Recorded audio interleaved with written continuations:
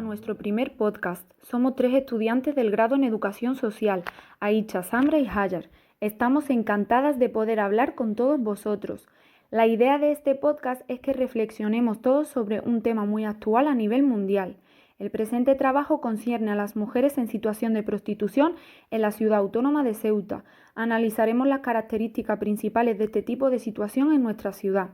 Hablaremos de si es una actividad ilegal o si el gobierno que tenemos actualmente defiende que se debe abolir porque dicha práctica resulta denigrante para la persona que está inmersa en ella.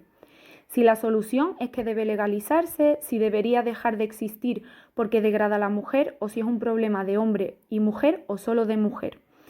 Y lo que surja. Por lo tanto, para analizar esta problemática será necesario que busquemos y mencionemos sus posibles causas y, por supuesto, como educadoras sociales debemos aportar nuestra postura y pensar posibles soluciones. Cabe destacar que existen 3 tipos de posicionamientos que iremos mencionando a lo largo de nuestras intervenciones. Hablaremos de prohibicionismo, regulacionismo y abolicionismo. Cada modelo representa una perspectiva diferente. Resaltamos que nosotras creemos que como profesionales de la educación social, todo lo que sea denigrante o vulnere los derechos de los seres humanos debemos luchar por ello para erradicarlo. Vamos a hablar de las distintas perspectivas, iremos comparando y a ver a qué conclusiones llegamos. Empecemos diciendo que, en los últimos años, las mujeres en situación de prostitución han sufrido un cambio radical.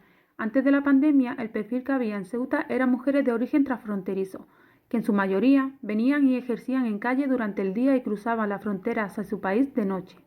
Desde que se cerró la frontera por causa de la COVID-19, las mujeres marroquíes volvieron a su país de origen y ya no podían entrar. Pero, ¿qué ha pasado después? Hemos tenido la oportunidad de entrevistar a Irene Pascual, mediadora del programa Ocan Balache, que pertenece a la Fundación Cruz Blanca de Ceuta. Es una profesional que interviene en pisos y calles con mujeres en situación de prostitución y en un programa en el SETI. Nos recibió en las instalaciones de la Fundación Cruz Blanca en El Príncipe. Nos comentó un poco cómo es la situación de este colectivo en la actualidad en nuestra ciudad. La información que pudimos recabar es la siguiente. Nos comentó que la demanda de prostitución ha seguido latente. Pese al cierre de las fronteras, asegura que sigue existiendo la prostitución en nuestra ciudad y que hubo un gran incremento de pisos. Pero, ¿cómo es el perfil de las personas prostituidas en Ceuta? Nos comenta que el perfil de las mujeres que vienen a ejercer la prostitución en la ciudad de Ceuta son la gran mayoría de origen latino y que de origen español también podemos encontrar algunas, pero en menor proporción, y que estas últimas no suelen ejercer en la ciudad donde residen, sino en otros sitios. Entonces podemos afirmar que el perfil ha cambiado mucho desde el salto masivo, el cierre de la frontera y la crisis de la COVID-19. Sí, afirma que en años anteriores, enfrente de la Cruz Roja, en el Paseo de la Marina, había mujeres en situación de prostitución durante todo el día. Como ya dijimos, ese perfil era de mujeres transfronterizas que venían, ejercían y luego se iban a Marruecos. Con el cierre de la frontera y las medidas anti-COVID, eso terminó y la prostitución en calle es casi inexistente. En relación a los pisos, a los que vienen mujeres desde la península ejercen unas 2 semanas, 21 días aproximadamente, y pasado ese tiempo se marchan a otro piso. La mayoría de estas mujeres suelen ser de origen latinoamericano y existen algunas mujeres de origen marroquí que se han quedado en Ceuta atrapadas. Nos comenta que en relación a los hombres, en Ceuta hay transexuales que están inmersas en el sistema de pisos igualmente, que vienen, ejercen y se vuelven a ir. El porcentaje de mujeres y hombres es más alto entre las mujeres no solo en Ceuta, sino a nivel nacional. El nivel de hombres es mínimo y la mayoría de estos son del colectivo LGTBI o transexuales. La mayoría de los familiares de estas mujeres no saben a qué se dedican, por lo que sufren una doble ansiedad, entre la que les supone practicar la prostitución con todas las consecuencias que éstas tienen en ella y, por otro lado, no tener con quién desahogarse, y la preocupación de que sus familiares se enteren, ya que la sociedad sigue culpabilizando a quien es la víctima. En este caso, la carga social y emocional para estas mujeres se traduce en un impacto negativo directo a su bienestar. Por lo tanto, a día de hoy, en la ciudad de Ceuta, la forma de prostitución que existe se practica en pisos, y el 95% de las mismas son de origen latino. Hoy tenemos el placer de contar con la presencia de la presidenta de la Asociación de Mujeres Progresistas de Ceuta, María Sánchez Miaja, otra profesional de la intervención social a la que daremos paso a continuación. Mi nombre es María Sánchez Miaja y soy la presidenta de la Asociación de Mujeres Progresistas de Ceuta y de EAPN Ceuta. Vale, muchas gracias. Si le parece, comenzamos con la entrevista. Bueno, quiera. ¿Cómo definiría usted la prostitución? La mayor lacra que tiene el mundo y una de las lacras más insensibles de la violencia de género. Muchas gracias. ¿Todos los casos de mujeres en situación de prostitución han sido trata con fines de explotación sexual? No. Hay mujeres que las traen engañadas de su país y las meten en la trata. La trata es una mafia. La trata está en todo el mundo y mueven muchos millones de euros al cabo del año. Pero la mujer que se prostituye, digamos entre comillas, porque nadie se prostituye voluntariamente, pero sí por necesidades familiares propias, eso no se le considera trata, pero se considera teniendo como una violencia de género, porque la mujer que se prostituye no lo hace voluntariamente y no se entrega a un hombre gustosamente, se entrega por dinero. ¿Está de acuerdo en que los hombres que demandan la prostitución son los responsables de que ésta exista? Exactamente, si no hubiese demandante, la prostitución no existiría. Y para usted, ¿cuál sería el factor más importante por lo que las mujeres se prostituyen? Yo creo que el factor más importante es la necesidad. Hay mujeres que no, vamos a ver, que no encuentran trabajo, que no consiguen con qué darle de comer a sus hijos y encuentran una salida en la violencia, en la trata, en la prostitución. Pero ninguna mujer quiere prostituirse. Entiendo. Le dejo con mi compañera Aisha. Vale, yo le hago la siguiente pregunta, que más o menos creo que la he ido contestando, pero ¿cuál es la forma más común de explotación sexual en nuestra ciudad? A ver, antes la explotación sexual en nuestra ciudad son las mafias. Ahora mismo hay muy pocas mujeres en el CETI y entonces no existirá esa mafia tan grande que existía antes de la pandemia. Antes de la pandemia, a mí os voy a contar algo que me contó un chico de un país y me dijo que a las chicas de su país ellos le daban 5 euros todas las semanas porque ellos trabajaban en el aparcacoches, en el dale, como dicen ellos, y que del dinero que ganaban le daban 5 euros a cada chica de su país para que llamaran a su familia. Y me pareció algo para que no se prostituyeran. Y me pareció algo muy bonito.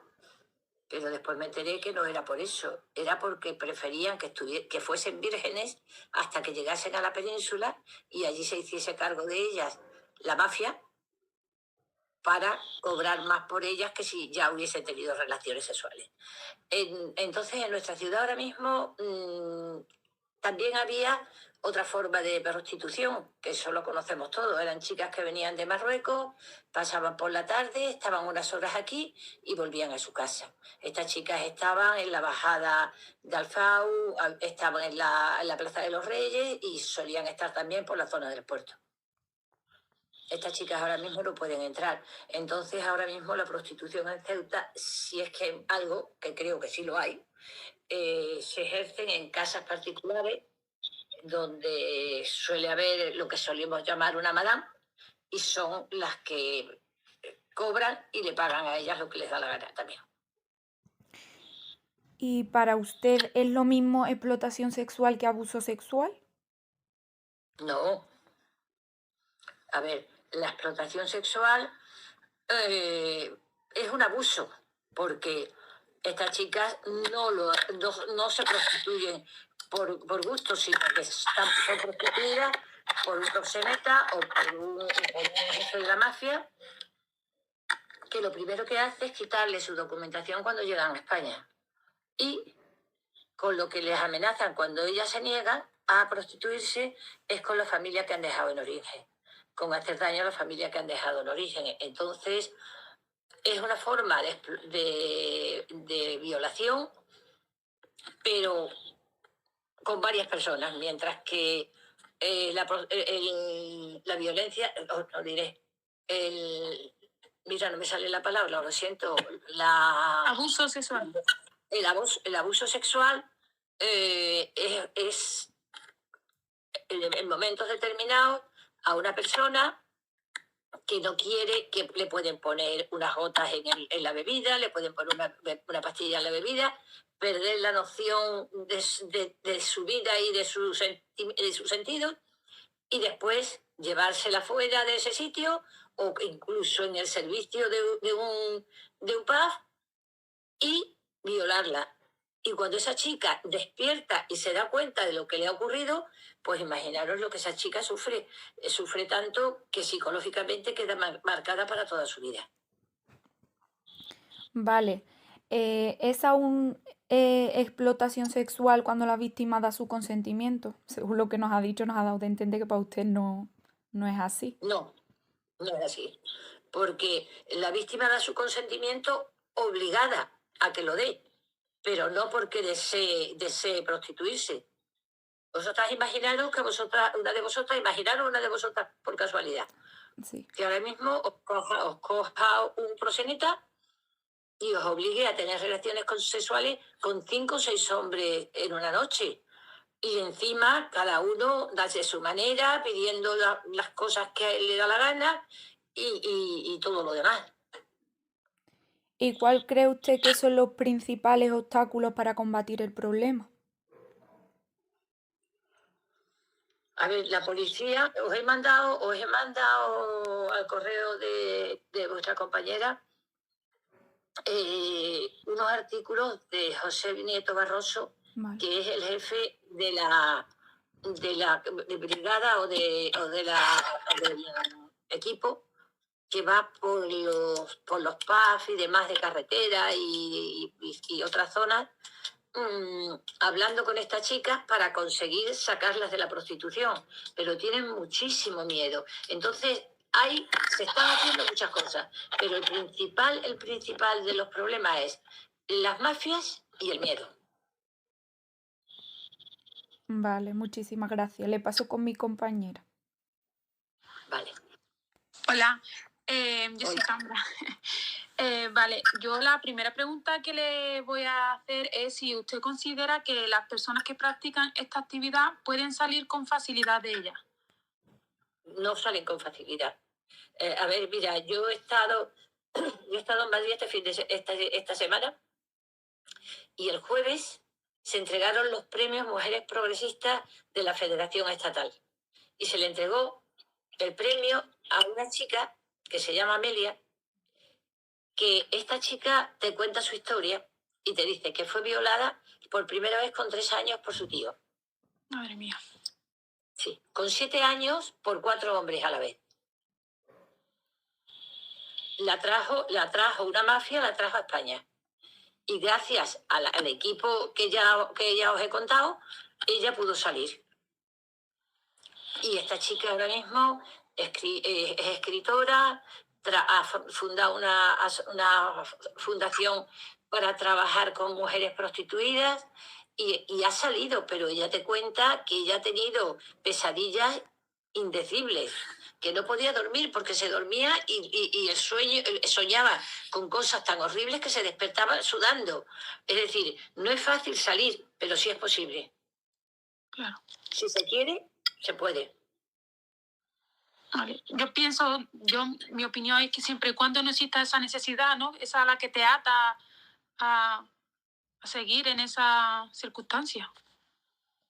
Claro, a ver, si tú tienes una familia, si hablamos de trata, si tú tienes una familia en origen, porque muchas de ellas vienen porque les ofrecen para trabajar en peluquería, en centros de estéticas como modelo, es decir, a ninguna le han dicho que van a venir a prostituirlas en España.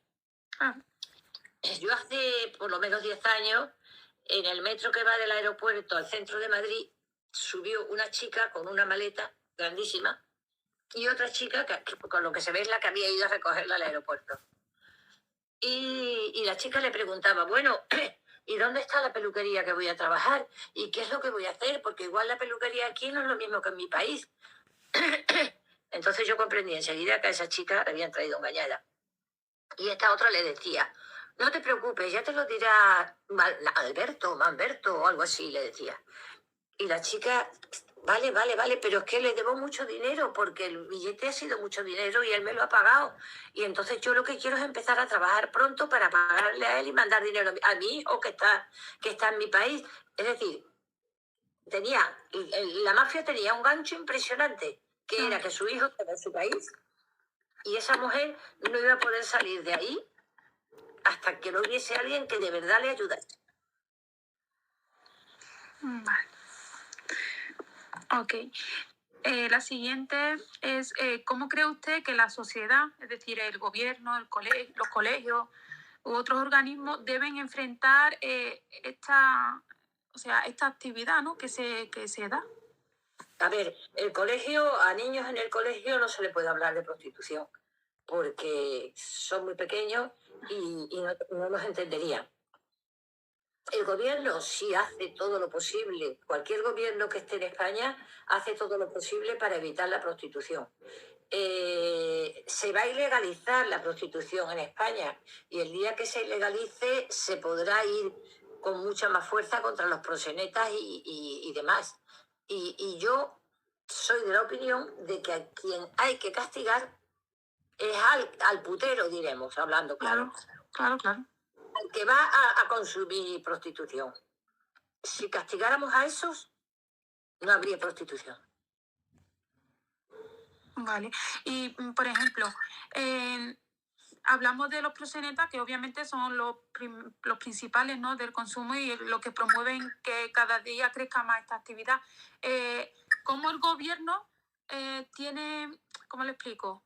Porque, claro, siempre decimos que existe una necesidad detrás de estas mujeres que la hacen que se enganchen, pues que tengan que realizar estas actividades. ¿El gobierno qué culpa tiene, por decirlo así? A ver, mientras que no haya una ley que implique como delito la prostitución, ahora mismo la prostitución en España no es delito. Es delito la trata, pero la prostitución no. Claro, pero la mayoría de las mujeres en situación de prostitución son víctimas de trata, o sea que... No lo creas, no lo creas. ¿No? Muchas que sí, otras que no, ¿eh? No lo creas. Muchas chicas que, por ejemplo, han pasado de Ceuta. Vamos a hablar de lo que nosotros... Hablando del colectivo de inmigrantes, claro. Exactamente. Vamos a hablar de lo que nosotros no sabemos. Que se han encontrado en la calle, que no tienen nada y que alguien, porque siempre hay alguien que te dice, ¿por qué no haces esto? Es decir, una amiga que a lo mejor ella la ve, que tiene dinero, que se compra ropa, que se compra lo que quiere y ella no tiene ni para comer. Y esta amiga le dice, no es tan difícil, es fácil, porque tú al fin y al cabo tú te desentiendes, que lo dejas que él haga lo que quiera y después te va a pagar y vas a tener dinero. De esa manera empiezan a entrar. Y una vez que están dentro es un círculo vicioso. Claro. Porque siempre, aunque la chica se prostituya al principio porque ella quiera, y lo que estoy hablando no es de trata, estoy hablando de proxenetismo, que no es lo mismo que trata. El proxenetismo es el chulo hablando castellano que lleva a esta chica o a este par de chicas o tres. Eso es prostitución, eso no es trata. Y mientras que eso exista y no se castigue, pues no desaparecerá la prostitución. Por eso es necesario la ley antiprostitución, que sea delito la prostitución. Pero sin castigar a ellos, castigando a los proxenetas y a los que van a quitarles. Vale, genial, muchas gracias. Y la última pregunta ya es que si usted cree que hay que hacer para poner un alto a esta actividad. Creo que le acaba de decir que lo primero es ilegalizarla. Y no sé si... No. La ilegalización es el camino. Después de la ilegalización, entonces ya habrá leyes con las que tendrán que cumplir y si no cumplen irán a la cárcel. Claro. Vale, vale. Y una cosita, con la pregunta anterior que le he dicho, gobiernos y colegios, en colegio me refería a, por ejemplo, a alumnos de la ESO, de bachillerato, ya se comprende que tienen una edad... Exactamente. Sí, eso es... Mira, el peor problema que tenemos ahora mismo con la juventud es las redes sociales. En las redes sociales pueden encontrar... películas porno, todas las que quieran. Y entonces los jóvenes se creen que eso es sexo, pero el sexo no es eso, lo sabemos todos. El sexo es algo muy limpio y eso es sucio y ellos creen que lo que ven en esas películas es la forma de actuar sexualmente y por eso buscan a mujeres prostituidas. O sea, se debería de concienciar, ¿no? De que sí, nosotras vamos a los institutos a trabajar con la ESO y hablamos de todo. Hablamos de igualdad, hablamos de violencia de género, hablamos de todo. Como mencionamos anteriormente, es importante analizar los 3 tipos de posicionamientos existentes sobre la práctica de la prostitución. Hablaremos de prohibicionismo, regulacionismo y abolicionismo. El modelo prohibicionista considera todo acto que esté relacionado con la prostitución como un delito, por lo que consiguientemente le confiere a las personas involucradas en este entorno la categoría de delincuentes. Esto último se otorga a todos aquellos que tengan que ver con la industria del sexo, tanto a proxenetas y clientes como a las propias prostitutas indistintamente. De acuerdo con distintos autores, al ver a la prostituta como a una delincuente, este modelo no ofrece alternativas a estas mujeres con respecto al ejercicio que realizan, sino que intentan eliminar su presencia en la sociedad, especialmente en las calles, ya que supone un mal para la vía pública. De todos los modelos que se van a seguir describiendo, este representa sin duda el más represivo y sancionador, el cual nos deja abrir el debate con respecto a la posible voluntariedad, aunque sea reducida, de la acción, asociando prostitución a delincuencia y crimen. Cabe señalar que de los 4 sistemas de regulación, este es el que menos se encuentra implantado en los países de la Unión Europea. Si bien los documentos difieren acerca de si ciertos países son abolicionistas o prohibicionistas, se puede apuntar que la gran mayoría de naciones que tienen tendencias prohibicionistas la combinan con otros modelos de regulación, no adoptando por completo un modelo de prohibición. En Europa, el modelo prohibicionista consiste en la erradicación total de la prostitución. Ese es el objetivo principal de este modelo de regulación del ejercicio de la prostitución. Según los defensores de este modelo, la prostitución no es sino algo denigrante. Para los prohibicionistas, la prostitución escogida libremente como forma de trabajo no existe. Es siempre fruto de la coacción. Todo lo que tiene que ver con ella, pues es considerado como un delito. Es un delincuente el proxeneta. Lo es el cliente y lo es también la trabajadora sexual. Todos ellos están amenazados de sanción. ¿En qué países de la Unión Europea se han implantado de manera pura este modelo de regulación de la prostitución? De forma pura, en ninguno. Aunque a veces se dice que la política sobre prostitución de Irlanda sí puede enmarcarse dentro de este posicionamiento, así como la de Hungría, aunque debe reconocerse que, de alguna manera, este duro y represor modelo influye directamente sobre el modelo abolicionista, que sí se ha implantado, como veremos, en varios países europeos. Otros países, como Irlanda, es uno de los más rígidos al prohibir cualquier forma de prostitución y castigar a prostitutas, proxenetas y clientes. Bajo cuerda, la prostitución voluntaria en apartamentos privados no es objeto de persecución. Sin embargo, si en el apartamento ejercen 2 o más personas, el local podría ser considerado un burdel. Ahora bien, la postura regulacionista sostiene que la industria del sexo no es por sí misma identificable con la misoginia y la desigualdad sexual, y que las mujeres pueden ingresar voluntariamente en la prostitución. Defiende el concepto de trabajadora sexual. Considera que la ausencia de regulación genera clandestinidad y exposición de las trabajadoras sexuales a condiciones vulnerables y de violencia. El regulacionismo tiene como meta que la prostitución sea considerada un trabajo como otro y que las trabajadoras sexuales gocen de derechos laborales como cobertura médica y jubilación. La prostitución es legal y está regulada, incluidos los prostíbulos, en Holanda, Alemania, Suiza, Austria, Grecia, Turquía, Nueva Zelanda, algunos estados de Australia y en el estado norteamericano de Nevada, mientras que en Portugal, España e Italia, entre otros, no está regulada. En el caso de España, existen normas municipales que sancionan esta actividad en la vía pública. La prostitución en España no está regulada por una ley concreta, pero existen algunas actividades relacionadas como el proxenetismo que son ilegales. Si bien la prostitución en sí no es ilegal, para algunos expertos se encontraría en un estado alegal. Además, existen leyes que protegen a las menores de este tipo de actividades o a las personas con discapacidad mental. La prostitución en sí no está prohibida en el Código Penal español, pero sí la explotación, así como el proxenetismo. A todo esto, ¿cómo afecta a las mujeres la Ley de Garantía Integral de la Libertad Sexual, más conocida como la Ley del Solo sí es sí? Lo debatiremos más adelante. La postura abolicionista parte de un estudio exhaustivo del momento actual, donde la mujer aún no logra la igualdad real por el simple hecho de que vivimos en una sociedad en la que sigue existiendo la brecha salarial, precariedad laboral, sin hablar de los abusos, violaciones, malos tratos y una gran cantidad de leyes de extranjería que dejan a muchas mujeres en la completa marginalidad y vulnerabilidad social. Debido a todas estas cuestiones, las mujeres ven como única salida sumergirse en el mundo de la prostitución. Así pues, cuando dicen que la prostitución es una elección individual, pasan por alto que existe una vulnerabilidad estructural, económica, social, emocional y legal que sitúa a las mujeres en riesgo de exclusión en manos de los proxenetas para que estos puedan enriquecerse por medio de ellas y a su vez otros cumplan sus privilegios masculinos y sus supuestas necesidades de tener a su disposición el cuerpo de las mujeres.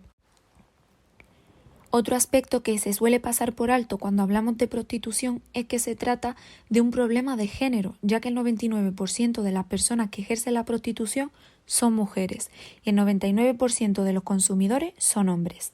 El abolicionismo parte del supuesto de que la prostitución no debe ser considerada como un trabajo.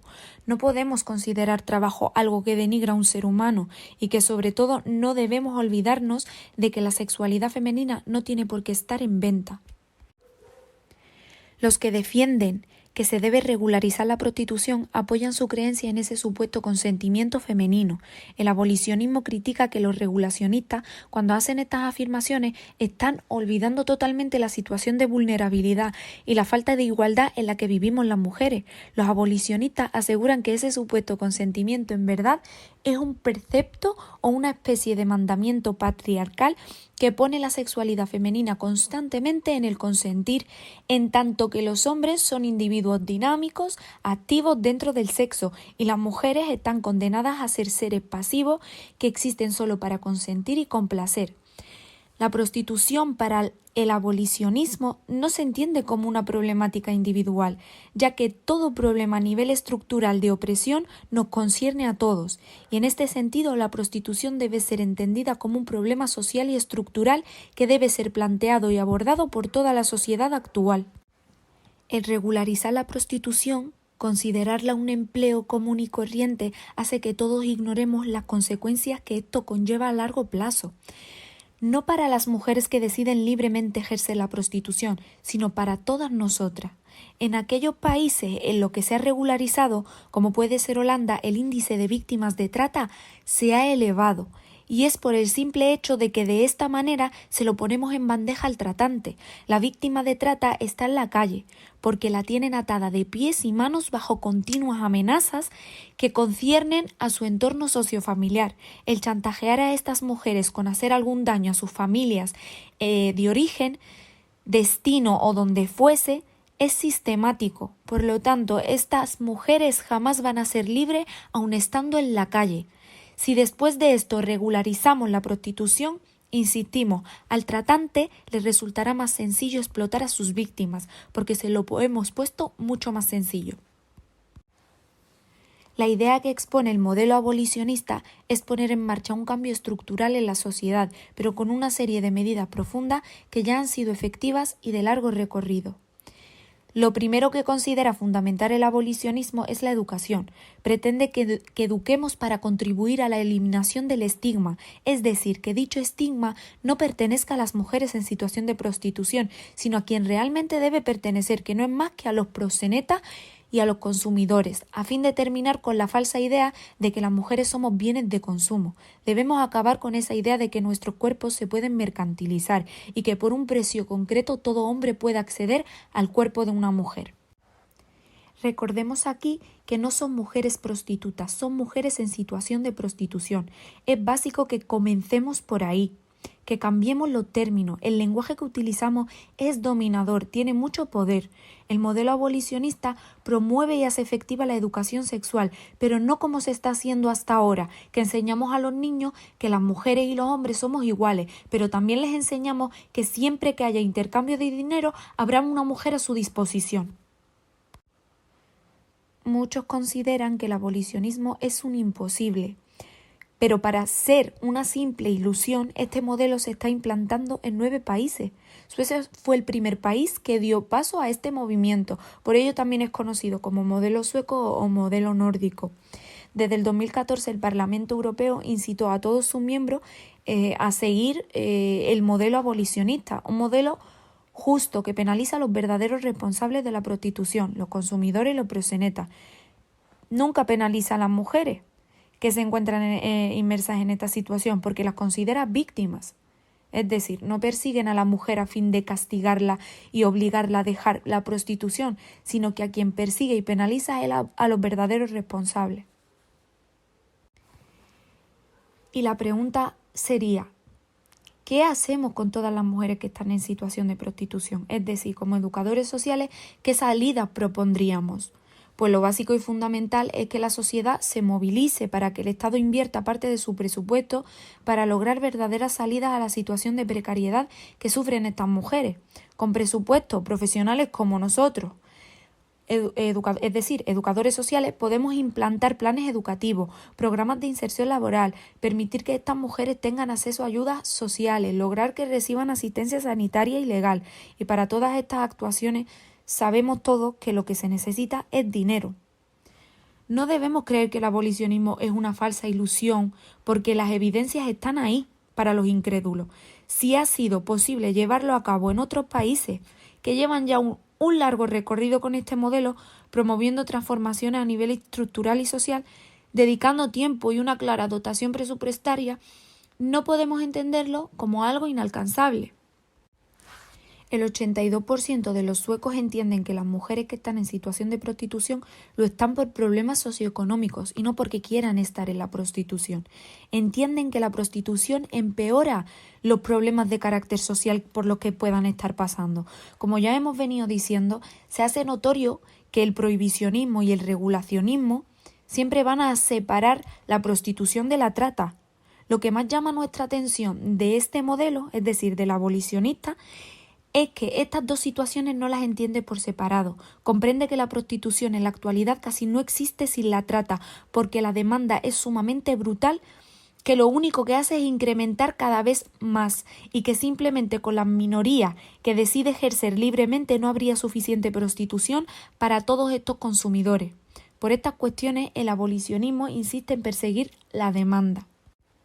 Es decir, hay que perseguir el consumo, porque es el único modo efectivo para terminar con la existencia de las redes de trata y proxenetismo.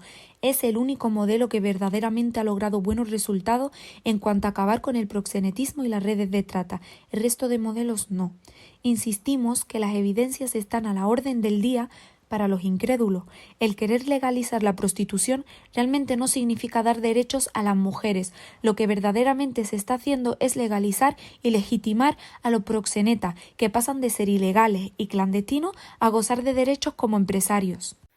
Nosotras luchamos en contra de que haya un grupo de mujeres que estén a la venta de la sociedad y que por un intercambio de dinero sigan sufriendo las mismas violencias y los mismos abusos, y que hombres clandestinos y proxenetas sigan lucrándose a costa de la situación de vulnerabilidad en la que se encuentran. Y a todo esto, siempre nos preguntamos por qué la postura abolicionista no es tan reconocida a nivel social como la postura regulacionista. Pues si pensamos un poco, es muy sencillo. Una postura da dinero y la otra cuesta dinero. La prostitución da muchísimo dinero. ¿Y qué hacen los estados con este dinero? Pues enriquecerse, a costa del cuerpo de las mujeres. Por eso no interesa abolir la prostitución.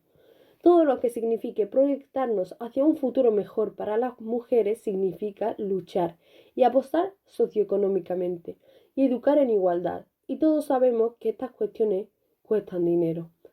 Es importante que hagamos oídos sordos a aquellas personas que tienen intereses económicos detrás y que por ello pretenden parar a toda costa esta lucha. Aquellos que hablan de dejar libertad para las mujeres para ser prostitutas, les decimos que debemos luchar por la igualdad real, es decir, la igualdad que verdaderamente necesitan las mujeres. No hablamos de igualdad legal, porque eso son cuestiones completamente dispares. Y cuando esto se consiga, sentémonos y analicemos juntos cuántas de nosotras quiere vivir en tales condiciones. El feminismo, lo que viene a ser la igualdad entre hombres y mujeres, desde sus orígenes era y es abolicionista. Nuestro trabajo como educadoras sociales es insistir en este modelo y desarrollar actuaciones e intervenciones para prevenir y sensibilizar, para detectar y proteger, para ofrecer una atención integral, para permitirles el acceso a una correcta atención psicológica, social y educativa y sobre todo un asesoramiento médico. Desde nuestra posición como educadores sociales, debemos entender que la prostitución es un tipo de violencia contra las mujeres. La prostitución y sobre todo la trata de seres humanos, ya que partimos de una relación que no es igualitaria. No es igualitaria porque en el momento que se paga por mantener relaciones sexuales con una persona, estás tratando a esa persona como si fuera algo material, un objeto con el que se puede comercializar, anulando la voluntad de ella y dejándola a la merced de las fantasías y deseos del que paga. Fundación Cruz Blanca nos comentó que como profesionales de la educación social, nuestra labor es intervenir con mujeres y hombres que se encuentran en situación de prostitución. Desde esta entidad intervienen de forma directa con las personas afectadas, trasladándose a los lugares donde se ejerce la prostitución, ya sea en pisos, calles o clubes, e intervienen de forma inmediata con estas personas. Tienen diferentes áreas y en la reducción de daños reparten material preventivo para reducir el daño que les puede ocasionar en su salud el ejercicio de la prostitución, además de tareas tan importantes como lo son la mediación y el apoyo emocional. Como profesionales de la educación social, entre nuestras funciones estaría de prestar servicios de mediación y acompañamiento para estas mujeres, ofreciéndoles información, asesoramiento y acompañamiento en los diferentes ámbitos sociales, sanitarios, educativos, jurídicos, etc. Y como ya señalamos anteriormente, debemos tomar en cuenta el apoyo emocional, que es una de las más importantes, porque las mujeres que se encuentran en esta situación tienen una carga emocional brutal. Desde esta asociación nos han advertido que en muchas ocasiones nos encontraremos con la típica persona o el típico hombre que dicen frases como ejerce porque quiere. Yo conozco a una y me ha dicho que ejerce porque quiere. A ti no te lo va a decir, a un cliente no se lo va a decir, porque al fin y al cabo se tiene que vender por las historias que nos confían y cuentan a nosotros y en la carga emocional que veremos que tienen será brutal. Y el apoyo emocional es una de las partes más importantes en nuestro trabajo. Aparte, también la detección de inicios de posibles víctimas de trata. Debemos enfocarnos en que ninguna mujer ejerce prostitución de manera libre, sino que existen circunstancias sociales, económicas, culturales y múltiples factores que hacen que vean como única opción la prostitución. Debemos insistir y visibilizar que en la gran mayoría de los casos ninguna mujer ejerce prostitución de manera libre, sino que existen circunstancias sociales, económicas o culturales o múltiples factores, como hemos mencionado anteriormente, que hacen que al final una mujer, cuando se encuentra en una situación desesperada, la única opción que vea es el ejercicio de la prostitución, por lo que partimos de la base de que libre no parece que sea. Según afirma Irene de Cruz Blanca, en la mayoría de los casos en la ciudad, nuestra ciudad en Ceuta, se encuentra sobre todo con situaciones de trata de mujeres y nos insiste en saber diferenciarlo de lo anteriormente mencionado. Es decir, la trata conlleva la explotación de una mujer y una persona se lucra de ello. Y en el caso del proxenetismo, igual el proxeneta es el que se lucra del ejercicio de la persona en situación de prostitución. En la trata también se lucra, pero aquí va un paso más allá. Es decir, la trata tiene ciertas características. Tiene una acción, unos medios, unos fines. La acción sería la captación según Irene, los medios, cómo captas a esa persona a través de raptos, engaños, fraude, y el fin es la explotación de esa persona. Por lo tanto, nos insiste en que existen muchos tipos de trata, pero evidentemente nosotras con este podcast queremos insistir en la trata con fines de explotación sexual, que es la que en mayor proporción se encuentra en nuestra ciudad. Irene nos asegura que al final esa explotación nunca acaba, porque entre la captación, los medios y el fin, esa persona acaba teniendo una deuda con el tratante y esa deuda parece que nunca llega a su fin. La deuda sigue creciendo mientras ella sigue pagando. También nos comenta que a la hora de llevar a cabo distintas intervenciones con mujeres en situación de prostitución es fundamental contar con un equipo multidisciplinar. Es decir, por ejemplo, ellos tienen contacto directo con las autoridades a fin de informarles de todos los indicios que van detectando y de las cosas que les preocupan, y ya luego la policía desarrolla las actuaciones que cree convenientes. Otra cosa que nos insiste Irene es que no podemos obviar que estas mujeres se han echado la carga de todo, es decir, están soportando de todo para poder sacar adelante a sus familiares. Son unas luchadoras. Insiste en que una vez realizado ese trabajo siempre están seguras de que la regularización de la prostitución no sería una forma de dignificarla. Por lo tanto, y como conclusión a todo esto, como futuros profesionales de la educación social, nos consideramos abolicionistas, porque estamos convencidas de que la prostitución debe desaparecer. Partimos de una relación desigual y un tipo de violencia contra la mujer. El trabajo de esta profesional que nos ha facilitado esta información reafirma nuestra posición final. Nos comenta que nuestro trabajo en este sentido también estará muy relacionado y muy involucrado con desarrollar intervenciones también con los demandantes, pero en este sentido es muchísimo más complicado.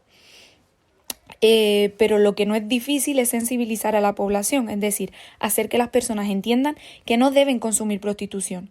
Es decir, tú no puedes pagar por mantener relaciones sexuales con una persona porque tú no sabes lo que esa persona tiene detrás. Es decir, no sabes si lo está haciendo obligada o no. No lo sabes. Las personas deberían dejar de consumir prostitución y ser un poquito más conscientes y dejar el discurso ese típico de que lo hace porque quiere o porque le gusta, porque no es así y nunca ha sido así.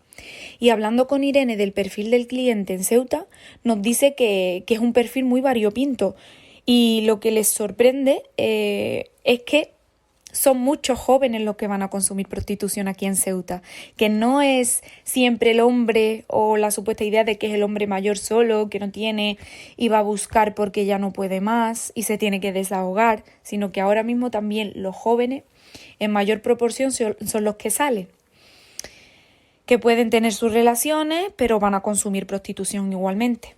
Volviendo un poco a lo que hablamos anteriormente, ¿cómo afecta esta ley a las mujeres en situación de prostitución?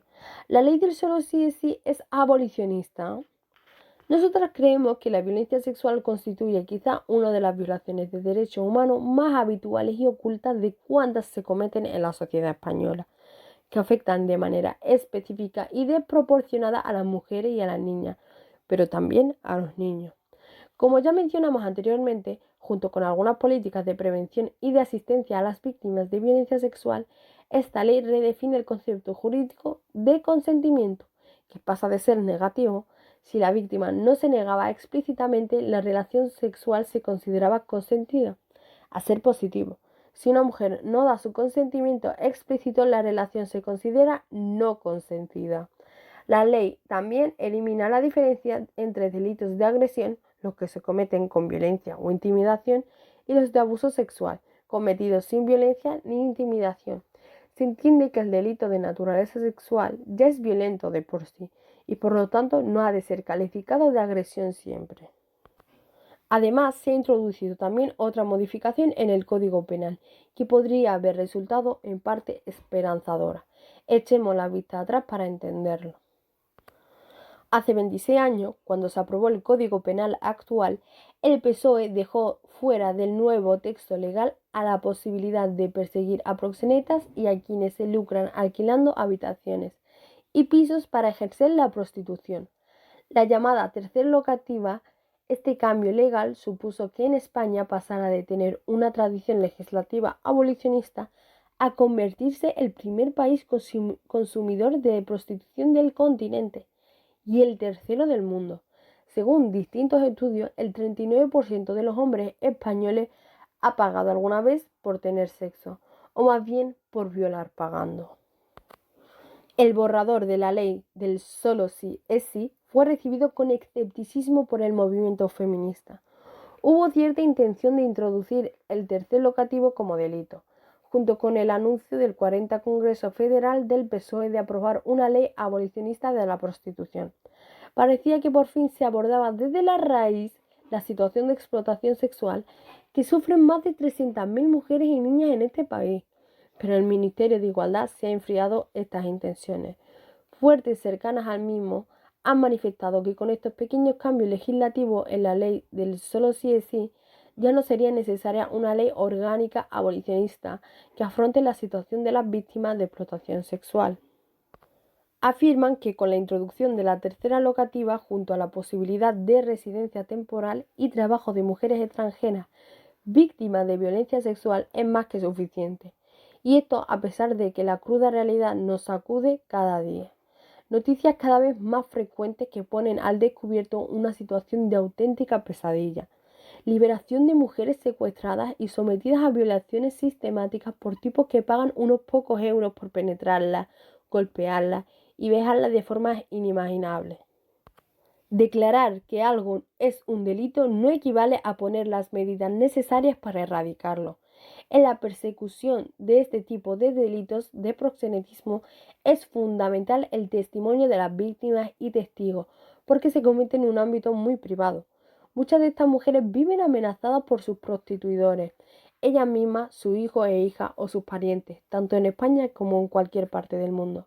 Pero la protección actual de testigos se basa en una ley de 1994 que únicamente otorga anonimato, ni ayuda ni cualquier otro tipo de acompañamiento durante la investigación y no durante el juicio oral. Entonces, ¿quién le va a facilitar la tranquilidad y la protección que les permitirá denunciar estas organizaciones criminales? ¿Quién en su sano juicio se enfrentaría al crimen organizado si no tiene las herramientas que le permite declarar sin el miedo a que a la salida del juzgado le peguen un tiro o maten a su familia en su país de origen? Por otro lado, las huellas y secuelas de explotación sexual permanecen en la salud física y mental de estas mujeres y niñas.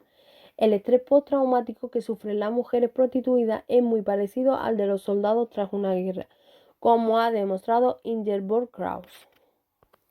La gran mayoría de las mujeres prostituidas son extranjeras en situación de irregularidad, que aumenta su sometimiento y desamparo, y por mucho reconocimiento de acceso a las ayudas y medidas que se prevén en la ley, es más que sabido que las medidas de las víctimas de delitos sexuales solo reciben 1 de cada 4 euros que les corresponde como compensación, y que los procesos administrativos de concesión de permisos de residencia son lentos. Y en muchas ocasiones estas mujeres no reciben el asesoramiento y el acompañamiento necesario. Desde el Ministerio de Igualdad se afirma también que ya existe una norma, la llamada Ley Mordaza, que permite sancionar a los consumidores y que no ha funcionado.